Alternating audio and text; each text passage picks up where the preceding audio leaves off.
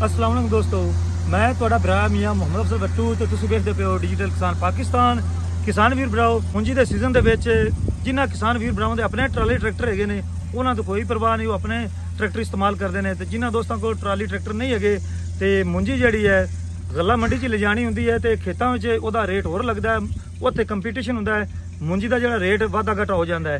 तो अज मैं अपने वीर भरावां की गलबात करवाने हैं। ਇਹ ਸਾਡੇ ਨਾਲ किसान वीर भरा मौजूद ने, इन्हें ट्रैक्टर ट्राला बनाया हुआ है, उन्होंने गलबात करने भी किन्ने अरसे तो ये काम करते पे ने।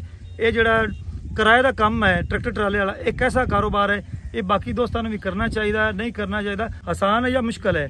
तो आओ पूरी तफसील लेने हैं तो ट्रैक्टर के बारे भी मालूमात लेने हैं भी ये ट्रैक्टर 260 कैसा चलता है। आओ चलिए गल करिए। अस्सलाम वालेकुम भाईजान।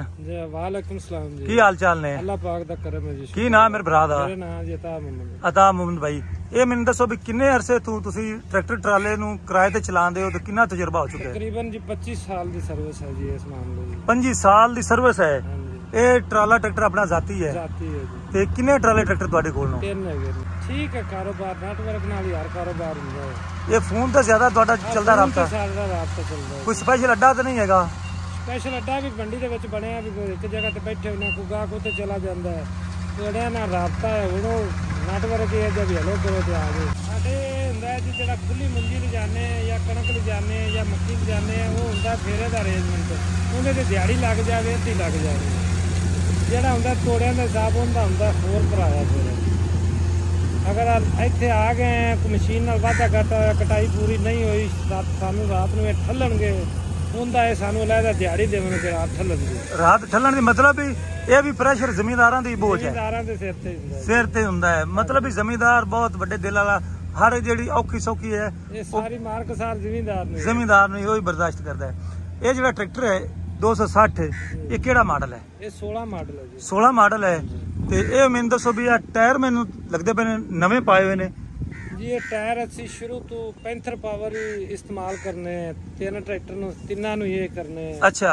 क्योंकि ये ट्रैक्टर इनदे टायरां दी घसाई घट है, मोड़े ना टायरां लचक हैगी है। अच्छा। भी मतलब मरगाड़ कोठा सदने वो नहीं तोड़ते काल नाल, ठीक है। रोड ते सही करते न, जमीन दी पकड़ सही करते न, जोर लाते न, घसाई भी बहुत घट, इन्हां दी एडी शिकायत नहीं आंदी। अच्छा। कड़ा नहीं निकलदा, फुलदा नहीं हैगा। क्या बात है, घसाई भी घट, साल हो गए ओवें नवे दे नवे खड़े ने। ते एक तो होगी मतलब इहदी तुसीं तारीफ कीती है भी गुड्डी नहीं पटींदी, घसाई घट है, तरेड़ा नहीं खांदा, ते इहदी कीमत दे मुताबिक की है? कीमत बाकी कंपनियां नालों? बाकी कंपनियां नाल इन्हां दी कीमत भी मुनासिब है। मुनासिब है। ये किन्ने पलाई वाला है? ये 12 पलाई च है। 12 पलाई पैंथर पावर। Panther power 14/9/28। 14/9/28 जबरदस्ती। ते 16 मॉडल ट्रैक्टर है।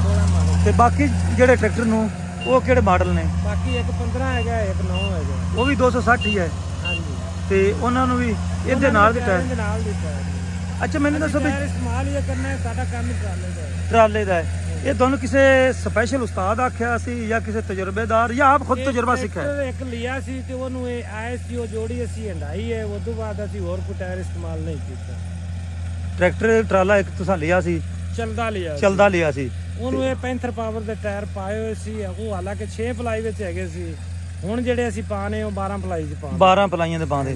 ते दूसरी कंपनी दे टायर नाल ये इन्हां दा रेट दा फर्क है जी। सस्ते भी इनू ते चलदे भी चंगे नू, पायदार चलदे नू, बिल्कुल रोड ते भी चलदे न, जिमींदारे ते भी सही इस्तेमाल हुंदे। ते कोई गारंटी भी है? गारंटी भी इनदी 5 साल दी है। 5 साल दी है। लेकिन तुहानू कोई शिकायत नहीं लभी? नहीं शिकायत लभी जी, 25 साल सानू इनदी शिकायत नहीं। ते एदी जेड़ी टूटी नजर पे आंदी हाली तक मेरा ख्याल है जेन्युइन ही है। हां जी, जेन्युइन। जबरदस्त, क्या बात है। हुण जिन्ने भी जमींदार किसान वीर भरा ने जिन्हें ट्राले का काम करना है या जमींदारा करना है, नहीं जी ये टायर बहुत कमाल दा टायर, उन्होंने मशवरा पैंथर कंपनी दा पैंथर पावर पाओ, पैंथर पावर पाओ या पैंथर दा दूजा टायर पाओ। वधिया है, वधिया बेहतरीन, मुतमईन है जी? मुतमईन है। ते आ चेक करो जी, आ ट्राला अपना किन्ने फुट है? ट्राला 19 फुट है। 19 फुट ट्राला है।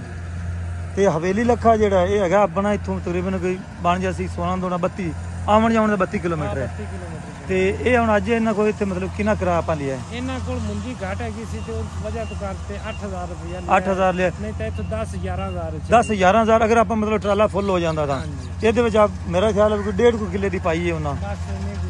ਤੇ ਕਿਉਂਕਿ ਇੱਕ ਟਰਾਲਾ ਟਰੈਕਟਰ ਹੋ ਗਿਆ ਉਹਨਾਂ ਦਾ ਆਪਣਾ ਜ਼ਾਤੀ ਖੜਾ ਹੈ ਉਹਦੇ ਤੇ ਉਹਨਾਂ ਪਾ ਲਈਏ। ਤੇ ਡੀਜ਼ਲ ਦੇ ਬਾਰੇ ਦੱਸੋ ਵੀ ਇਹ ਡੀਜ਼ਲ ਦਾ ਖਰਚਾ ਕਿਵੇਂ ਹੈ? ਬਹੁਤ ਮੁਨਾਸਬ ਖਰਚਾ ਹੈ ਜੀ। ਮੁਨਾਸਬ ਪੈਂਦਾ ਹੈ।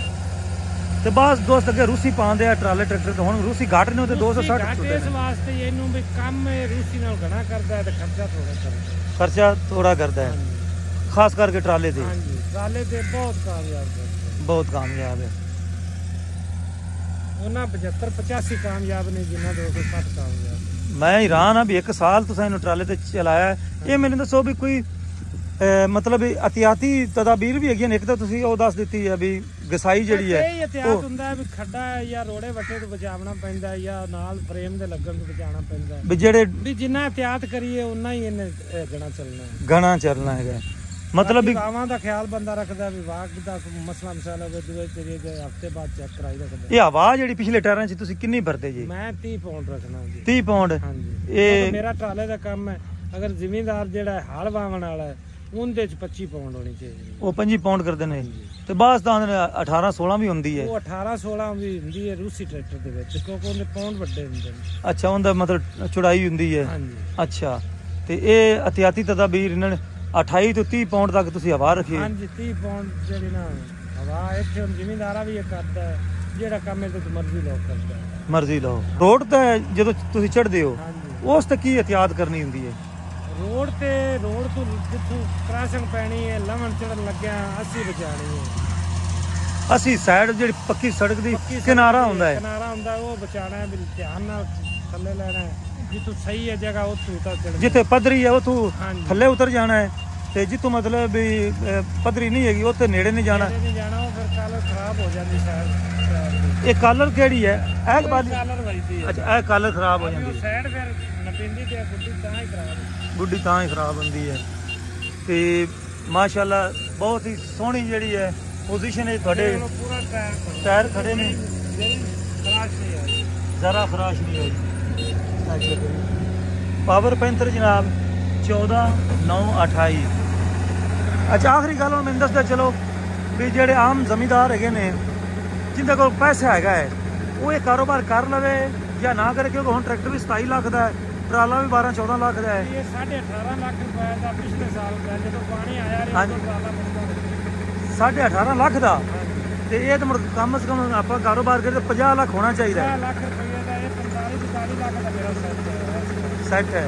ਤੇ ਮਹੀਨੇ 'ਚ ਕਿੰਨੇ ਕੁ ਬਚ ਜਾਂਦੇ ਨੇ ਖਰਚੇ ਕੱਢਦੇ? ਖਰਚੇ ਕੁੱਤੇ ਕੱਢਦੇ ਤੇ ਕੰਮ ਜਿਹੜੇ ਆ ਰਹੇ ਤੇ ਬੰਦਾ 2 ਲੱਖ ਵੀ ਕਮਾ ਲੈਂਦਾ 2.5 ਲੱਖ ਵੀ ਕਮਾ ਲੈਂਦਾ। ਇਹਨਾਂ ਦਾ ਥੋੜਾ ਚੱਲਦਾ ਹੈ ਉਹ ਲੱਖ ਸਵਾ ਵੀ ਕਮਾ ਲੈਂਦਾ। ਮਤਲਬ ਨੈਟਵਰਕ ਹੈ। ਨੈਟਵਰਕ ਨਾਲ ਹੈ। ਅੱਛਾ ਮੈਨੂੰ ਦੱਸੋ ਜੇ ਅਗਰ ਤੁਸੀਂ ਡਰਾਈਵਰ ਰੱਖੋਗੇ ਉਹ ਤੁਹਾਨੂੰ ਇੰਨੀ ਕਮਾਈ ਦੇਵੇਗਾ ਜਾਂ ਉਹ ਤੋਂ ਵੱਧ ਹੈ? ਨਹੀਂ ਡਰਾਈਵਰ ਰੱਖਾਂਗੇ ਤੇ ਮੋਰ ਕਮਾਈ ਇੰਨੀ ਕਦੋਂ ਆ ਗਈ?